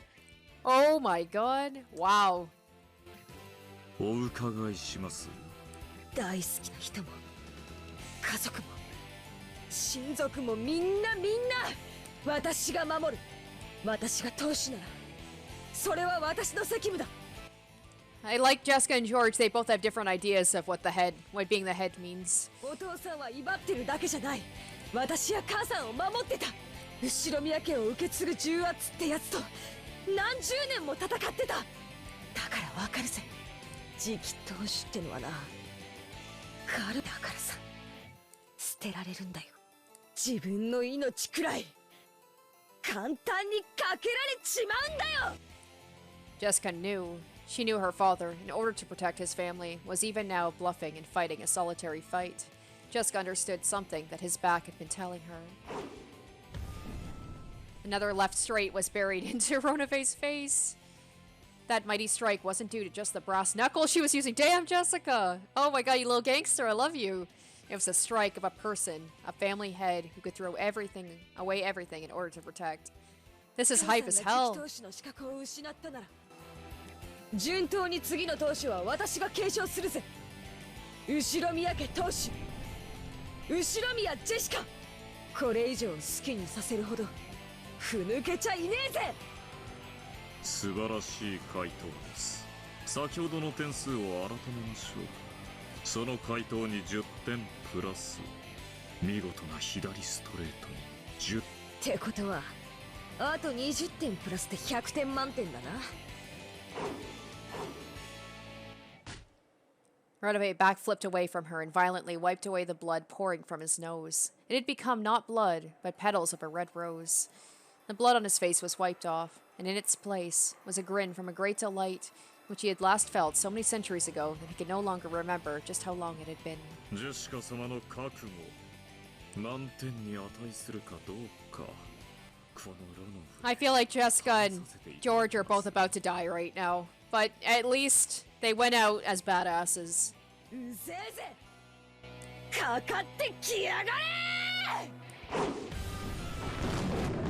れ。おいで、奈落へ。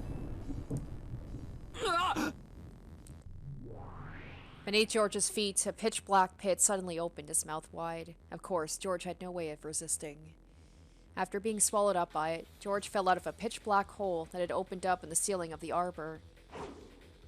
As George fell down, he was hit sharply in the gut like a precision bee strike by a reverse round kick from a stiletto heel. Launched out of the arbor the instant George thought he was about to be swallowed up by a rose bush. Another pitch-black hole opened there and swallowed George up. And this time, a pitch-black hole opened in front of Gaap at her feet, spitting a defenseless George out of it. By that time, Gaap had already finished the preparatory motions for the next reverse roundhouse kick. At least Jessica got a few hits in. The difference is that George announced his intentions where Jessica caught him by surprise.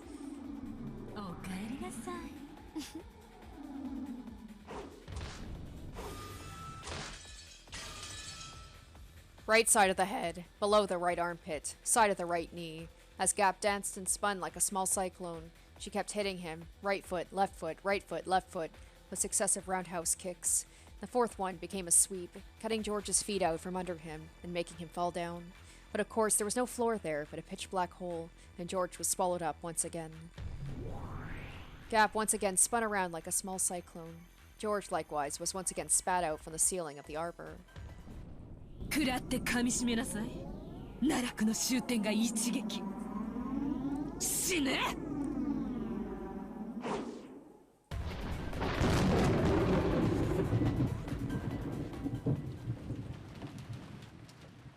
The sharp strike of the queen bee pierced the heavens like a rising cyclone. It kicked right through George's abdomen as he fell from the ceiling, and then time froze. George was pinned in midair by Gaap's raised leg. Well, you put up a good fight there, George. I mean, not really, but you talked a big game. Still pinned in midair, George moaned. Then Gaap, with George still hung up on her foot, grinned. 認めてあげるわ。君の態度だけは一人前よ。でも、力が伴わなきゃダメだわ。知ってる？この世を滑るには3つの力が必要だそうよ。一つは権力、一つは財力。 最後は何か知ってる？本で読んだよ。暴力だろう。正解。君にはそれが足りないわ。Gaap finally released George by kicking him upwards one more time, adding in another roundhouse kick and smashing him into a pillar.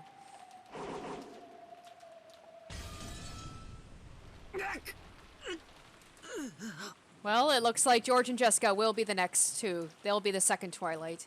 権力を伴わない王者にも財力を伴わない王者にもそして暴力を伴わない王者にも人は誰も恐れない金蔵はその3つを兼ね備えたわだからこそ暴君として君臨した君も金蔵の後継者を名乗るならばその貫禄を見せてごらんなさい Now this is where I think Battler has got I feel like he's good at talking to people and riling them up and encouraging them. He's physically strong. And, well, he doesn't have the wealth yet, but he could. ほら、いつまで寝ているの？立ちなさい。じゃないとまた落ちるわ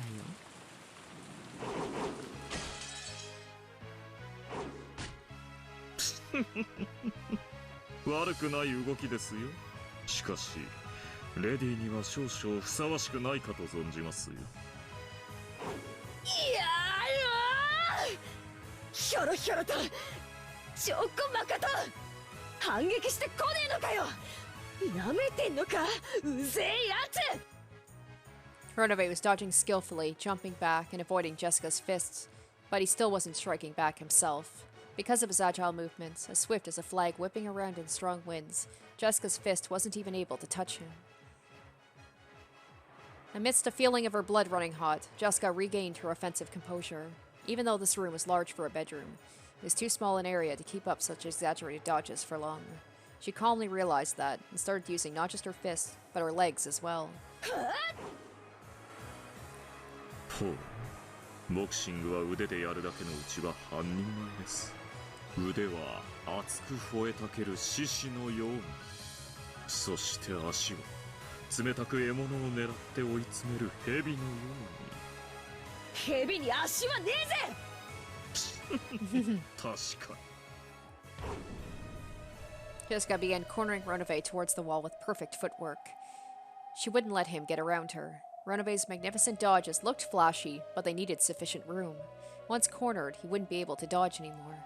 Jessica got a good understanding of the special characteristics of her equipped weapon, the brass knuckles.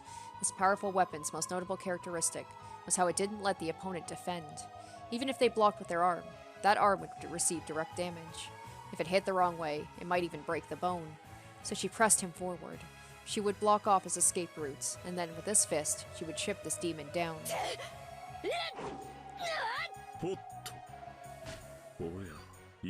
So maybe she's got the force but not the influence. And George has got the opposite, but maybe Battler's got all three. Or maybe Maria. I still keep counting out Maria, but she's a wild card. ようやく追い詰めたぜ。みんなを捕らえている場所はどこだ。クソジジイのいる場所はどこだ。洗いざらい喋ったらそのヒゲをむしり取るだけで勘弁してやるぜ。それは困ります。これでもセットに毎朝1時間をかけているのですから。キブスの世話になったらそれもできねえな。おっと。Renovate blocked Jessica's lunged fist with his arm. He tried to act as though it was no big deal, but it must have hurt a lot. Jessica grinned. Renovate smiled the same way, but twitched slightly. なるほど。これは確かに痛いですね。最終勧告。泣いて詫びろ。それはできませんね。キャラが崩れます。ならお前が崩れ落ちるといいぜ。鶴瓶打ちだ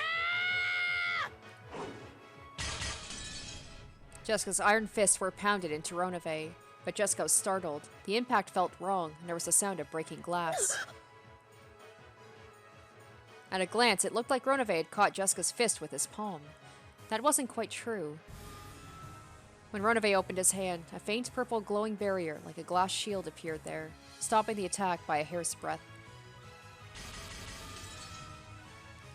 Pulling herself together, Jessica stuck out with her fists again, but with truly magnificent movements, Ronove caught all of them. 悪魔ですので、この程度の魔法くらいは、それにしてもなかなかやりますね。人間だったら私はここで降参だったでしょう。悪魔だからまだ戦い続けることができる。おかしな真似を。それで終わりですか？攻撃を繰り出すばかりでご自身の防御がおろそかではありませんか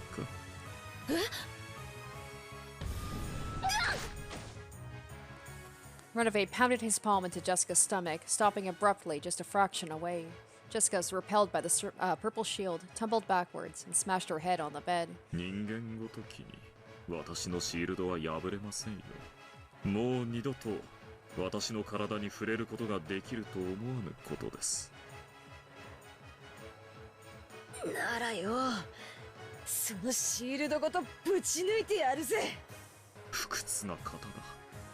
その根性。なるほど。次期当主として実にふさわしい。もう少しお相手させていただきましょうかね。これも試験官の役得です。砕けろ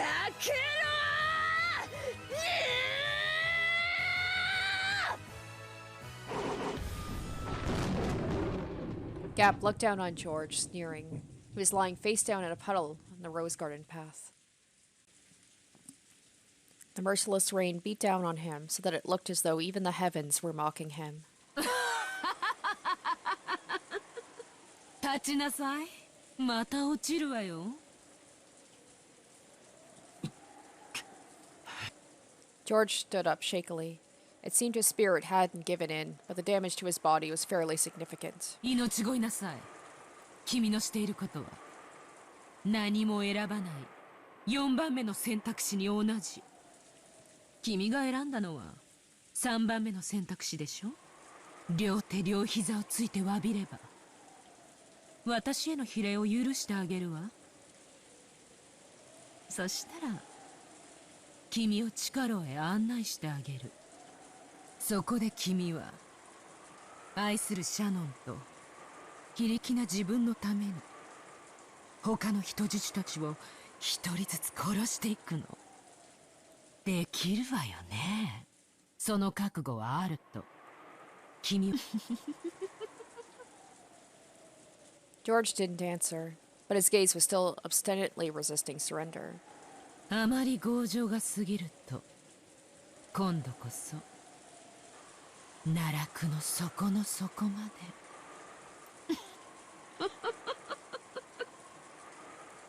Gaap's strength was undeniable.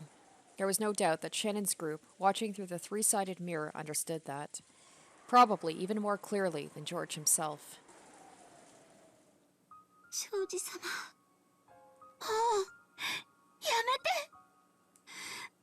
私なんかのために。姉さん、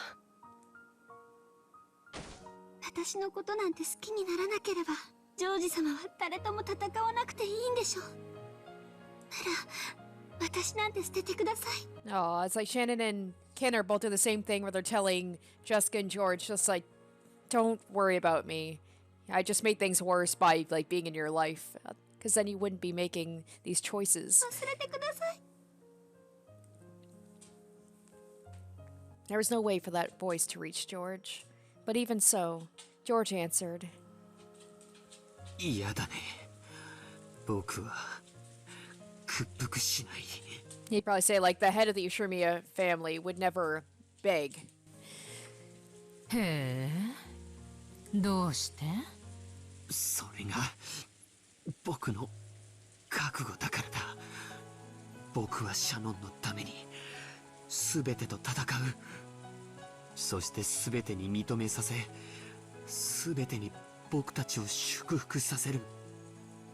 ねえ、聞かせて。どうしてあのシャノンとかいう家具のためにそこまで言えるの？あんなのただの出来損ないじゃない。給仕一つ満足にできないガラクタ家具だわ。愛する女性への暴言を僕はそれ以上許さない。だったら何？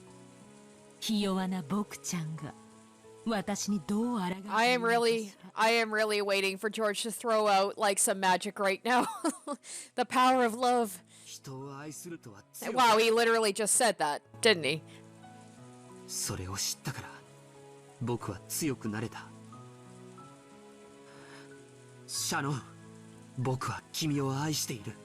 その言葉だけで僕は何度でも立ち上がれるんだ。シャノンは力よ。私に愛を語られても。いや、伝わった。それが愛だからだ。シャノンには今僕の言葉が聞こえているよ。そうだと信じられることこそが愛だ。こいつ。シャノン、君は家具なんかじゃない。家具だったとしても世界でただ一つの僕だけの家具だ。生涯僕と寄り添ってほしい。僕には君が永遠に必要だ。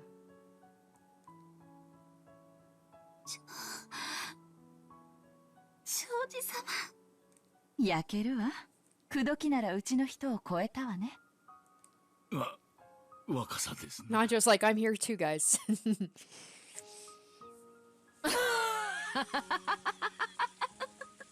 愛が強さなら坊やはどうしてそんなにひ弱なの？その弱さがつまり君の愛の程度なわけね。婚約者への愛もひ弱。両親のあっけない死に様もひ弱。君の人生は何から何までひ弱だわ。シャノンは僕に愛と強さを教えてくれた。もし君が僕の強さだけでシャノンへの愛を確かめようというのなら僕の愛を教えよう。 Oh my, I like the more he's talking, the more I'm like, he's gonna like pull out some magic sword like Cannon did and just like blow my mind. 言うわね。なるほど。何度も蹴り倒されて転がされ、それでも立ち上がるのがシャノンからもらった強さだと。ならあっけなく殺されたあんたのお父さんとお母さんからは何をもらったの？ What? Suddenly there was a blackout outside. Oh my god. There, he's not get. What? He doesn't have magic. What? Oh my god, is the power of love actually gonna be a thing? Oh my god. Wow, the thing blocking Gaap's vision was the bottom of George's shoe. What the fuck? It stopped right in front of the tip of Gaap's nose.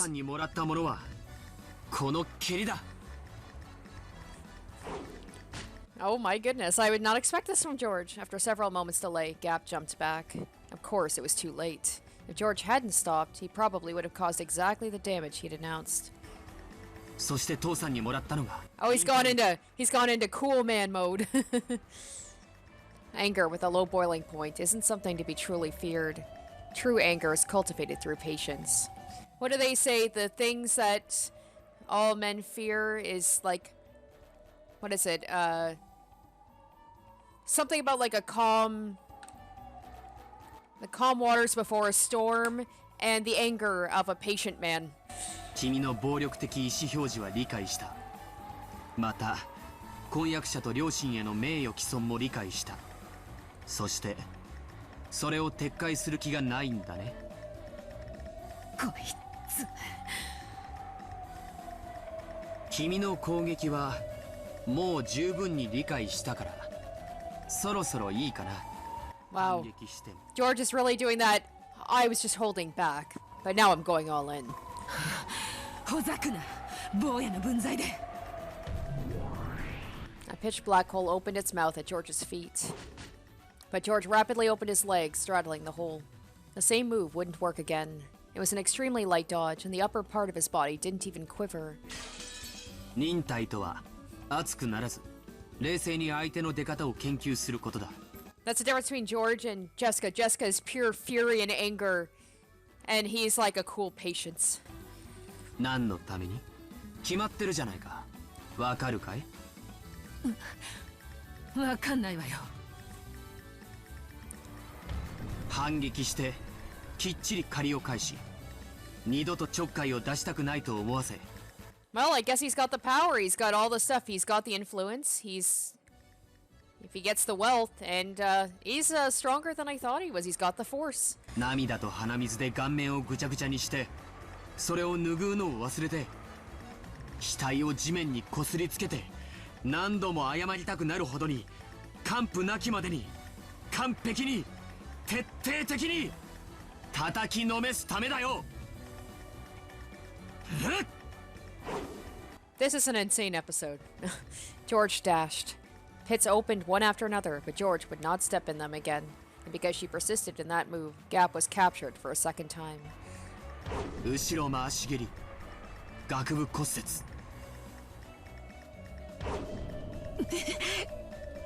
It was stretched out more forcefully and beautifully than Gaap's had been. Of course, while it centered directly on Gaap's face, it stopped a hair's breadth away.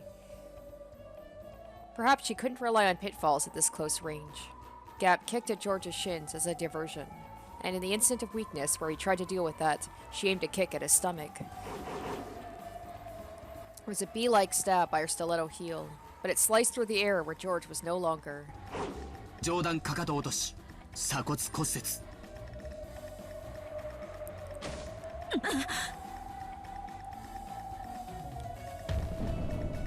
From beside Gaap, George coldly announced that, his foot still raised. If that monarch's heel had been swung down, a collarbone fracture would have been an understatement. こいつ、資金じゃ私より強いの。距離を。She jumped backwards to gain a large distance. She jumped and leapt and even backflipped, increasing the distance between them. It should have been magnificent, but for some reason it looked very similar to the movements of a small, scared animal. If she opened the distance, she could fight at the range that was her specialty, using a mixture of pitfalls and kicking techniques. バカが私を倒せるチャンスを3度も逃した傲慢。奈落の底で後悔なさい。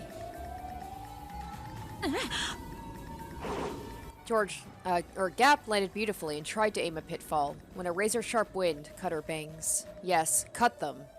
And twice. This time, it didn't just stop a hair's breadth away, but scattered her bangs with its air pressure. アルマーダ・コン・マルテーロ。第一撃で眼底骨折。第二撃で脳挫傷。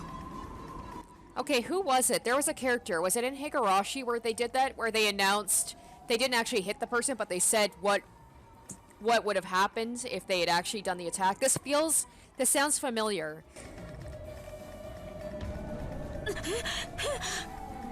Gaap was too shocked to speak.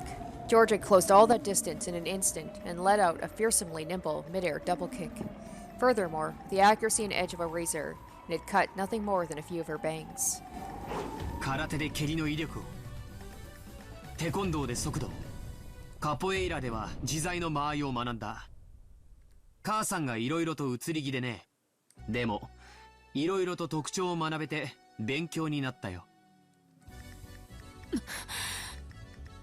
なぜ当てない？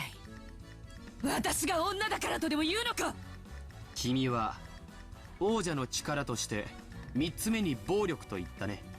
君はどうやらまだその暴力の意味を誤解しているようだ。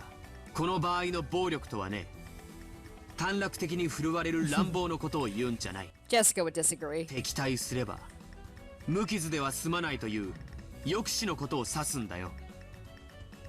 抑止。That was the point. That was why all of George's attacks up until then had stopped just before the blow. These bare misses, which were more difficult than hitting directly, had all been performed so splendidly, and any one of them would probably have crushed Gaap in a single hit if George had wished it. He was deliberately not doing that. 君も言ったろ。暴力は滑る力だと。暴力で相手を破壊してしまったら滑られないじゃないか。王者の暴力とはね、見せるだけなんだよ。破壊しない。屈服させて自らの財産とするんだからね。I gotta say, based on everything so far, I would say George is definitely he is the one that should be leading the family head. If I were the examiner, he'd be the winner right now. 君に泡でも吹かれたらみんなの囚われてる場所に案内させられないよ。Gaap had to admit it. She had to admit that George understood force in the truest sense. みんなのところへ案内してもらうよ。抵抗はおすすめしない。もう寸止めはしないよ。ごめんねリア。あんたの兵隊借りさせて。私一人じゃ手に負えないわ、こいつ。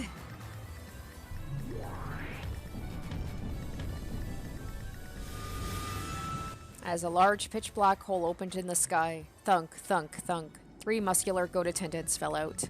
They surrounded George. 増援会？それは僕がひ弱であることを撤回したと受け止めていいのかな？認めるわ。あんたの人間の力を侮ってたわ。違うね。これが愛を覚えた男の強さなのさ。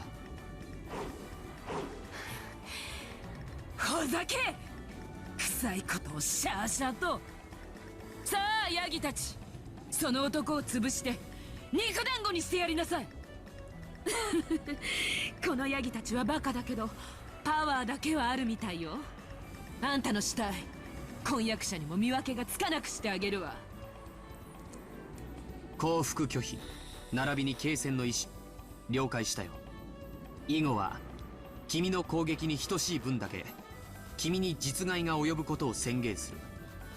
僕をまだ攻撃するつもりなら相応の損害を受けることになると。 I can't believe I'm saying this, but George is pretty cool, actually.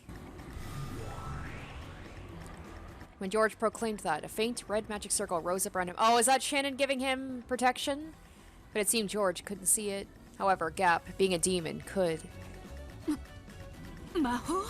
どうしてこいつが防御結界を？ No, that's Shannon's. That's しか Shannon's. もそれ反撃特化。それがあんたの抑止という意味。 Or is it George's? I feel like if Shannon used magic, that would be punished.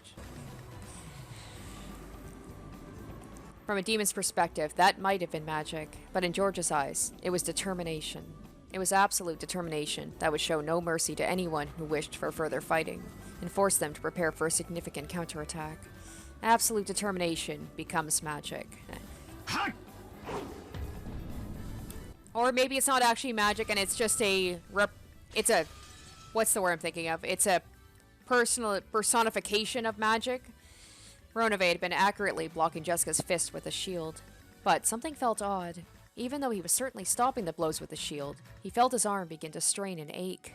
All physical damage should have been shut off. Maybe this is Canon lending his power to Jessica, or maybe this is Jessica's own determination. However, the damage from her fists were gradually being transmitted to his arm and was accumulating. Ronove acted like he was composed so that it wouldn't be noticed. 私はバテねえぜ。どうしたよおっさん。ちっとは答えてきたかよ。いくら攻撃しようとも無駄ですよ。私のシールドはあなたには砕けないと。どうし砕けないからってよ。殴るのをやめはしないぜ。どんな固い心にだって言葉はわずかずつ響き、やがてはひびを入れることだってできるんだ。私は信じてる。この世に無駄な努力なんて存在しないってな。だから生きるんだろ、思いっきり。言葉だっていつか通じるなら拳だって同じってことだぜ。私の辞書には諦めるって文字は書いちゃいねえんだぜ。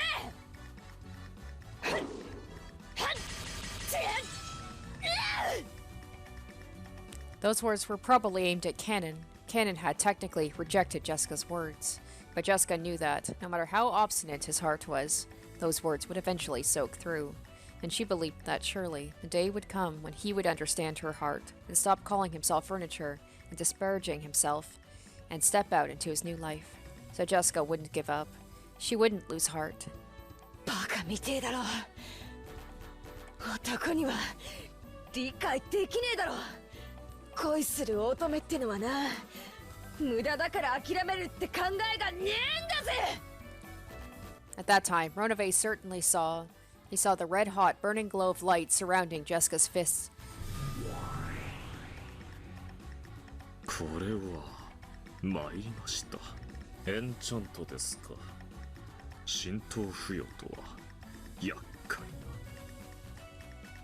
Within her relentless fists and determination dwelled the power to succeed no matter what. From a demon's perspective, that was magic. Absolute determination becomes magic. な、無駄なんてことはねえだろ。通ってんだろ。私の拳、腕をかばってるぜ、おっさん。もう少し本気を出さざるを得ないようですね。おっしゃる通りのようです。この世に無駄なことなどない。そうさ、無駄なんて諦めたらそこで人生が終わっちまうぜ。通じるんだよ、絶対に。 I'm an idiot, so this is the only way I can live. But even so, I believe that one day I'll definitely be able to teach Kennen-kun about a new world. So I'm not gonna buckle in a place like this. I'll definitely defeat you and save everyone. Alright guys, man, that was an intense episode. I'm sorry for cutting it off at such a weird time. People told me that the last little bits of this chapter are like 2 hours apiece, 2-3 hours apiece, and unfortunately I'm short on time next couple of weeks, so but yeah, that was crazy. That thing, the test, the George answer blew my mind. That is one of the most shocking moments I've had in this game. Just him making it seem like he's willing to kill his whole family, but I think that was a bluff. But now it's Jessica and George with some power I was not expecting, especially from George fighting against the demons to save their family. This is hype as hell, and I'm super excited to see how this is going to conclude. I imagine not well. Everyone's going to die, we know this, but I am enjoying this action. So I hope you guys enjoyed this episode. I certainly had fun with this one, and I can't wait to see what happens next.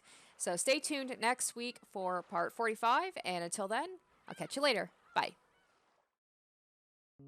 Special shoutouts to my top tier patrons: Nana, Sparky, Dumbass Loser, Tequila Mockingbird, Puncake G, Derek Nickel, Harry Gazif, Asborn Kennedy, and Icognito.